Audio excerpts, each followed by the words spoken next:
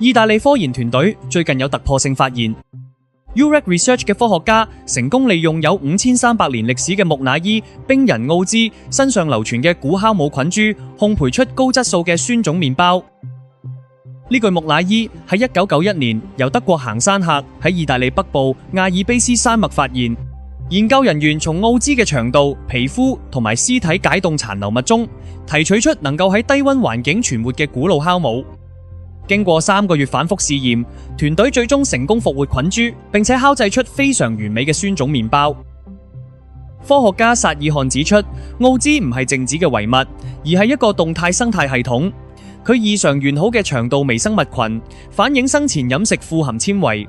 不過，由於飲食習慣改變同抗生素濫用，呢啲有益菌株已經喺西方人腸道中消失。研究團隊下一步計劃挑戰釀造古代風味啤酒。